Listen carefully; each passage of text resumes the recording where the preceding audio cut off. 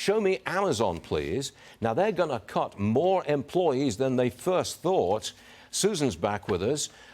What's with Amazon? Yeah, well, 18,000? 18,000. So I sent out the Andy Jassy, Amazon CEO, last night, confirming 18,000 jobs are being cut at the largest e-commerce player in America. That's more than the 10,000 that had initially been reported. Also, the largest round of tech layoffs at any single company so far. Now, most of these will be in the corporate division. So think of white-collar jobs, office workers. That represents around 5% of those numbers. Now, if you include the hourly staff, the ones that work at the fulfillment centers, 18,000 isn't that much. It's just 1% of the 1.5 million that Amazon employs all around the world.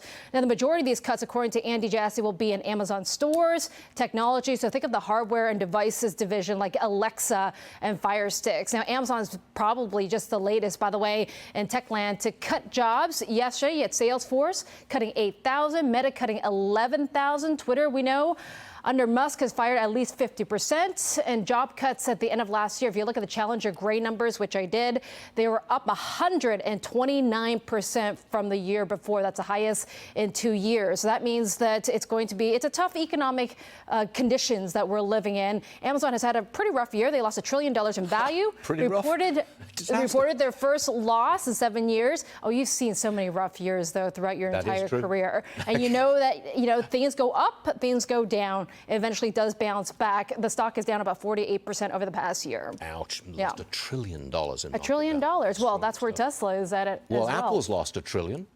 Tesla's lost close to $1 trillion, I think. Yes, Tesla's lost close to $1 trillion. Microsoft might be down. No, not quite $1 trillion. Anyway, let's move on. Let's have a look at Apple and Microsoft. I think Microsoft has lost $1 trillion. I wonder how that feels for the Stuart Varney portfolio. Not good. I'll tell you that. Microsoft's down another $3 now. What's going on with these two stocks? So let's start with Apple, because Apple's recovering. You're still sub 130, which obviously is down about a quarter from last year. So Apple supplier Foxconn just said that output in December better than expected, and that's despite the China disruptions to end last year. Back to normal, they say, 90% capacity. Remember, Apple already guided for production of those high-end iPhone 14s to be impacted over the holiday period.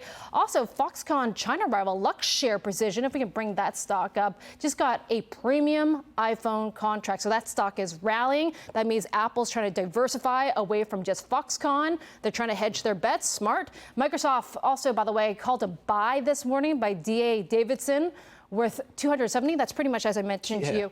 Well, that's pretty much the average of all analysts out there on Microsoft stock, right? So you could get some $50 in upside. Also, a lot of buzz on ChatGPT, as I told you, that artificial intelligence program that Microsoft smartly invested $1 billion into, which could prove to be probably their best investment, according to a lot of Silicon Valley insiders right now in the future, because they could incorporate that artificial intelligence into their search engine, Bing, and that could possibly be a Google killer in the future. So that's ChatGPT, did you say? GPT. GPT.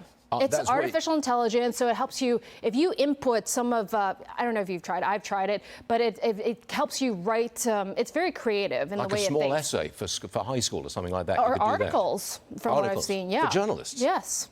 Okay, I'll check it out. We've got to talk cryptos with you this morning, because we've got this crypto bank, Silvergate. I know they're selling assets because they say deposits have fallen hard. Is Silvergate in serious trouble? Well, right now they've survived an $8 billion bank run so far. They survived so far, but this is pretty bad when people are rushing to get their money out, especially institutional clients that have deposited some of their savings and their holdings and their investments into Silvergate. So they had to, as a result of that $8 billion bank run, they had to sell debt in a hurry, and they lost $750 million. Ouch. Last quarter, just in one quarter alone, because they had to raise cash somehow to fulfill those withdrawals, right? This is a big deal because there's a lack of sentiment and credibility in the crypto markets. And also you had Coinbase getting a downgrade today from Cowen. It's only worth $36, according to Cowen. Previously, they had called it a $75 stock.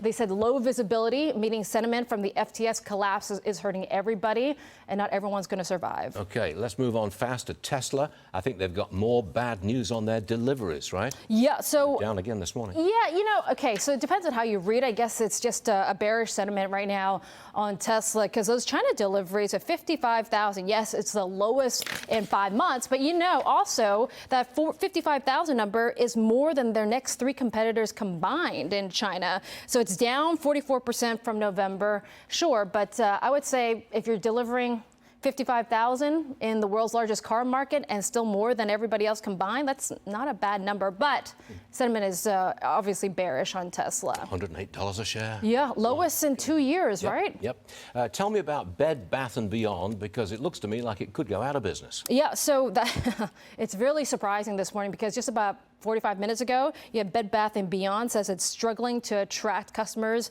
and drive sales. So they are exploring financial options right now, including filing for bankruptcy. And this is surprising because don't forget, remember Ryan Cohen from Chewy fame and GameStop, of course? He actually bought in thinking that there's some way to turn around this company. Apparently not, because you have Bed Bath anticipating a net loss of $385 million, and that's a jump of 40% in losses year over year. So even Ryan Cohen can't step in to save this company, even with 20% discounts and coupons that you get in the mail. The blue coupons, Yeah, that's right. Has he lost his shirt, Ryan Cohen? I wouldn't feel sorry for him if he does, because he's made enough money at Chewy and GameStop. Thanks, Susan. Good stuff.